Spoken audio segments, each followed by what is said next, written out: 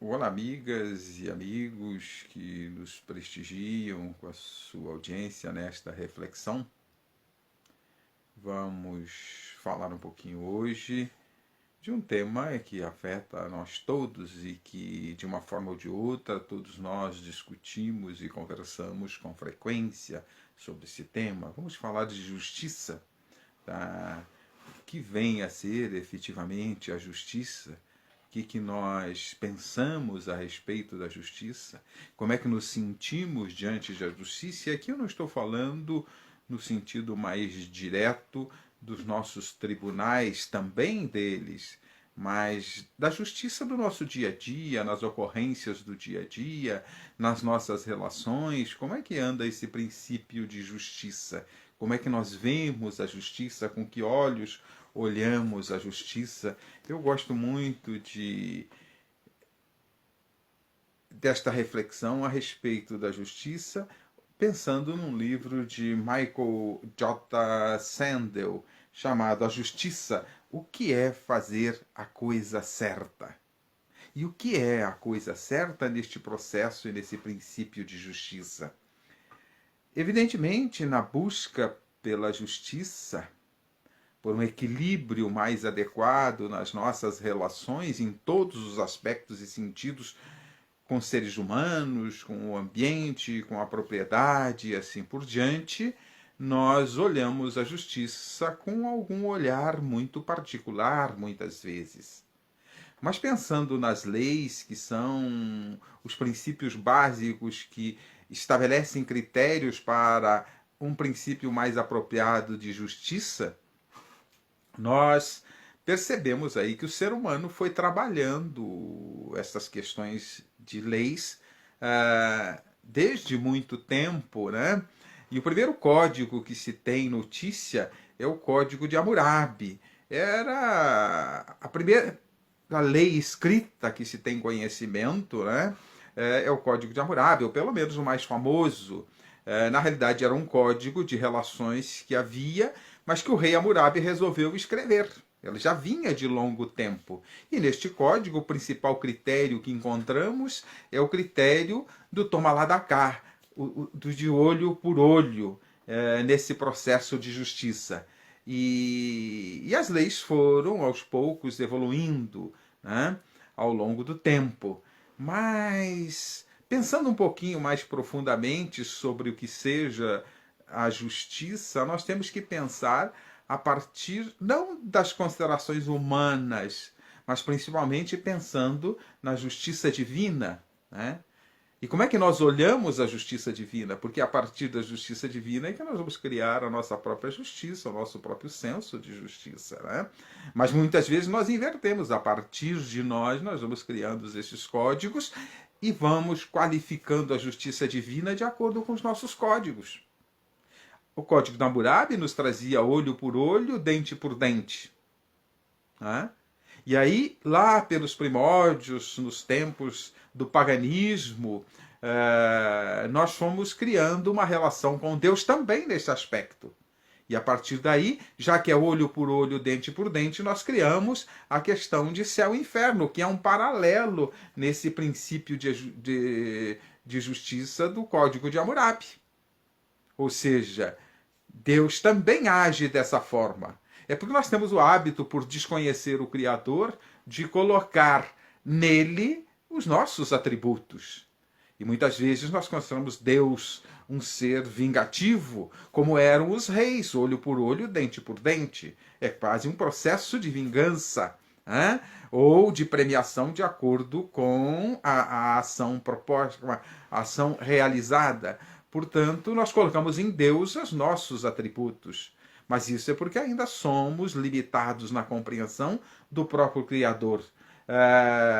Então, este paralelo de justiça divina, também colocamos olho por olho, dente por dente. Agiu da maneira certa, céu. Agiu de maneira equivocada, inferno. Então, é o critério nosso para definirmos a justiça divina e definimos o comportamento de Deus. E como nós, como reis, quando os reis eram temperamentais, tinham seus privilégios e seus séquito de privilegiados, Deus também tem seus filhos privilegiados e tem o seu senso de justiça temperamental, de vingança, né? E aí, céu ou inferno, fez besteira, entrega para o capeta.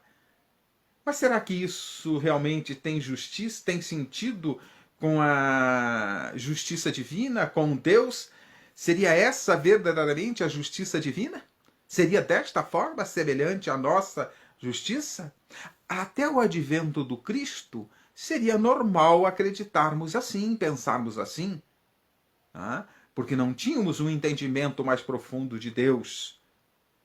Tivemos algumas orientações em vários emissários, especialmente com Moisés, mas as coisas não ficavam muito claras. Não matarás, não julgarás. E quais são as consequências? Olho por olho, dente por dente. Essa é a postura divina de um Deus bastante estranho, com tanto poder e permitindo tal situação. Então, mas com o advento do Cristo, que vem nos falar de um Pai de amor, de bondade, de misericórdia, podemos imaginar um Pai que ama, como propõe Jesus, e nos propõe a condição que Deus é Pai? Será que podemos imaginar que este Pai puna e castigue? Temos que pensar um pouquinho mais profundamente sobre essa questão. Eu tenho um amigo que ele diz que quando alguém diz que Deus pune e castiga, está denegrindo a imagem de Deus. Porque Deus não pune e não castiga, não precisa. Então, como é que nós podemos entender a justiça divina, já que Deus é amor? Aí temos que aprofundar um pouquinho as nossas questões. Primeiramente, ver se essa questão de punibilidade do Criador, de uma justiça punitiva do Criador, é compatível com Deus. Primeiramente, vamos ver se é compatível com Jesus, que a partir de Jesus nós temos que mudar o pensamento. Apesar de que continuamos dizendo que Deus pune e castiga e acreditando na ideia de inferno para a punição. Mas vamos pensar um pouquinho. Jesus diz que nenhuma das suas ovelhas se perderia. Nenhuma das minhas ovelhas se perderá. Ok. E inferno, como punição. Duas situações que entram em choque. Não batem uma com a outra. Nenhuma das minhas ovelhas se perderá, ir para o inferno é estar perdido. Então, quando duas proposições entram em choque, uma delas está equivocada, uma delas está errada. Pode ser que as duas estejam erradas, mas uma, pelo menos, tem que estar errada. E eu prefiro ficar com Jesus. Nenhuma das suas ovelhas se perderia. Então, a ideia de inferno está incompatível com esta lição de Jesus e com tantas outras. Eu estou enfatizando nesta. Mas será que a ideia de inferno, como um local de degredo permanente para os filhos de Deus, é compatível com Deus? Deus, para ser Deus, nos mostra Kardec muito propriamente, apropriadamente, no capítulo 2 da obra Gênese, onde ele fala dos atributos da divindade. Ele fala que Deus tem que ser bom, justo, misericordioso. Deus tem que ser perfeito. Deus não pode ter filhos privilegiados. Deus tem que ser justo. Então nós temos que pensar. Inferno denota a bondade de Deus? Será que um pai que expulsa seus filhos de casa para baixo da ponte quando reprovam é um pai bom? Deus faria isso? Pior do que nós pais que não fazemos isso, com raríssimas exceções, mas nós somos imperfeitos. Deus é perfeito. Então, Deus faria isso com seus filhos? Se fizesse, não era bom. Não seria bom. Não seria misericordioso. Onde estaria a misericórdia divina? Onde estaria a bondade divina? Onde estaria o amor de Deus? Então, nós temos que entender a justiça divina com outro patamar, com outro olhar. Como entender a justiça divina diante daqueles que fracassam? Diante daqueles que são bem-sucedidos, Deus oferece o prêmio do céu. Mas até o céu é uma questão discutível se o céu é um local para ficarmos em contemplação pela eternidade. Até isso, no meu entendimento, é um inferno, porque seria ociosidade. Até aí há um problema na justiça divina. De entendermos a justiça divina. Não, Deus quer seres que trabalhem, que participem, que atuem, quer seres atuantes, tanto que Jesus, um ser perfeito, veio tomar conta de nós, trazer lições e continua a nos auxiliar. Mas a ideia de inferno é incompatível com a bondade, a misericórdia e o amor de Deus. Então, como entender a justiça divina? Como entender que Deus que nos convida a perdoar aqueles que fracassam conosco, que nos agridem, que nos perturbam, mas Ele não perdoa seus filhos equivocados? Vamos repensar um pouquinho isso. Como seria esse perdão e essa justiça de Deus? O perdão de Deus eu entendo que seria oferecer novas oportunidades. Porque nós, os pais, e Jesus diz que Deus é pai, nós, os pais, quando nossos filhos reprovam, a gente dá uma nova oportunidade, corrige alguns erros, estabelece novos critérios, mas dá nova oportunidade. Não expulsa de casa.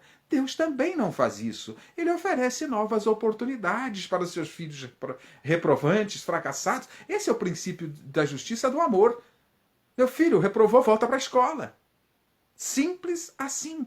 E me parece tão estranho que as pessoas tenham dificuldade de entender isso. Como é que é este volta para a escola? Porque se a gente pensar na teoria de que temos só uma existência nesta escola Terra, o que acontece? Aí temos que manter a ideia de céu e inferno. Porque quem é mau, quem cometeu equívocos, tem que ir para algum lugar, não pode ir para junto dos bons. Não pode se misturar, porque não é justo. Não pode ter as mesmas condições, os mesmos recursos aqueles que fracassaram daqueles que foram bem-sucedidos, que cumpriram a lei. Então, como entender a justiça divina?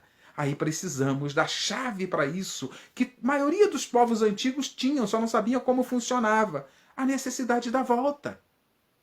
Que a doutrina espírita vem trazer, não é invenção da doutrina espírita. Os povos antigos já tinham essa noção da necessidade da volta, só não sabia como. O próprio Evangelho de Jesus, quando fala de Nicodemos, quando fala na volta de Elias, ele fala da necessidade da volta. Quando Jesus conversa com Nicodemos sobre a necessidade de nascer de novo, quando fala da volta de Elias e outras passagens, mostram a reencarnação. Só que Jesus não entrou em detalhes. A necessidade da volta que a doutrina espírita, como a terceira grande revelação, veio esclarecer. A reencarnação está detalhada com bastante cuidado por Kardec e outros autores espíritas, mostrando: meu filho, volta para a escola. Essa é a justiça divina. Volta para a escola. Fracassou, volta para a escola. Não terminou o ano letivo, não conquistou a perfeição, não conquistou o doutorado na arte de amar, não aprendeu a amar ainda, volta para a escola. Simples assim. Errou, fracassou, tem erros, cometeu erros, volta para a escola para corrigi-los, repará-los e assim por diante. Não é olho por olho, dente por dente, a justiça divina não poderia ser. A volta para a escola, Kardec chamou de reencarnação. E para mim foi uma das coisas mais belas que encontrei ao conhecer a doutrina espírita. Eu já estava com 42 anos quando conheci. Por quê? Porque eu tenho novas oportunidades. O perdão de Deus é novas oportunidades. Volta para a escola. Essa é a justiça divina, essa é a justiça do amor. Oferece novas oportunidades. E assim, Kardec chamou de reencarnação. Eu até brinco às vezes que eu teria chamado de rematrícula, porque é volta para a escola. E assim, mas a reencarnação é um tema para outra fala. Não vamos entrar muito profundamente por aí. Então a justiça divina é perfeita, oferecendo novas oportunidades. Nós é que deturpamos a justiça divina, interpretamos equivocadamente, porque temos ainda imperfeições nas nossas relações, na nossa compreensão da vida e assim por diante. Então a justiça humana, ela começa no Código de Hammurabi. E vai evoluindo.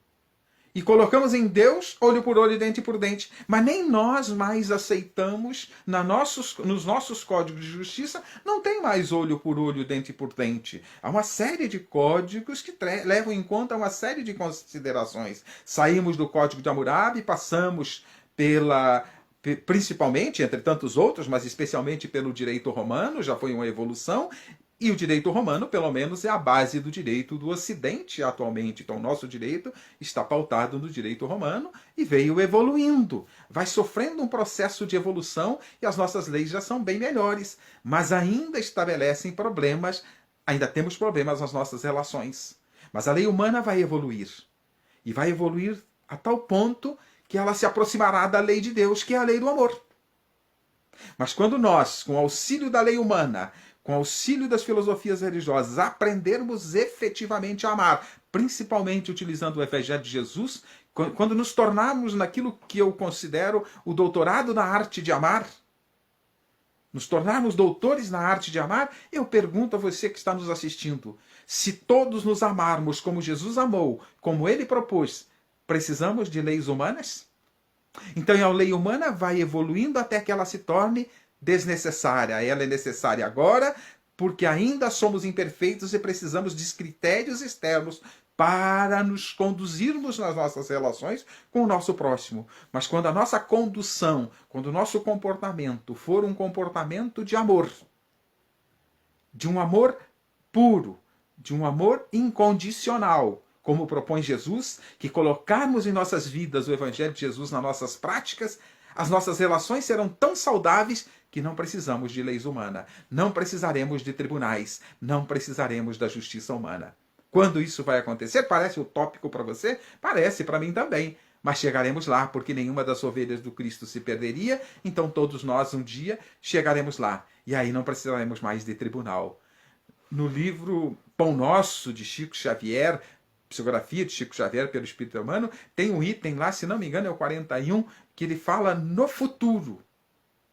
E fala desse futuro quando nós tivermos a compreensão completa do amor de Deus que se derrama sobre nós e colocarmos em nossas ações, o futuro será maravilhoso. Nem tribunais, nem justiça, nem exércitos precisaremos, é o que nos conta Emmanuel. Portanto, a justiça humana ainda é imperfeita e vai evoluir. Mas ela deixará de existir e de ser necessária quando aprendermos a amar. Então, para isso, precisamos o quê? Aprender a amar. Compreender Deus com mais profundidade, seus objetivos, nosso destino, que é a perfeição, e quando chegarmos à perfeição, ou evoluirmos um pouquinho mais em cumprir o Evangelho de Jesus, já não teremos tantos conflitos nas nossas relações e estaremos nos aproximando, as nossas relações, da justiça perfeita. Por enquanto, a justiça ainda é relativa, de acordo com os nossos interesses, porque ainda somos doentes da alma. Mas quando evoluirmos o suficiente para não precisarmos mais estabelecer códigos humanos para as nossas relações, porque o amor é suficiente para estabelecer a relação perfeita entre nós. Então busquemos, antes de tudo, o princípio da justiça, é claro, e usando inclusive a justiça humana e buscando melhorar a justiça humana, mas aprendamos, antes de mais nada, a amar. O amor é autossuficiente para estabelecer critérios maravilhosos e perfeitos para a nossa relação. E o código para isso, quem nos trouxe? Jesus está no seu Evangelho. Coloquemos em prática o Evangelho de Jesus e teremos a justiça mais perfeita possível neste universo e neste mundo. Agradeço a Deus a oportunidade de refletir com vocês, a vocês por estarem conosco refletindo um pouquinho, a quem está nos assistindo e quem nos assistirá no futuro, porque este material ficará gravado à disposição de todos. Muito obrigado, que Deus abençoe a todos e tenhamos aí uma ótima semana, já que hoje é domingo. Outros vão me assistir outros dias, mas hoje é domingo. Muito obrigado. Que Deus nos abençoe a todos.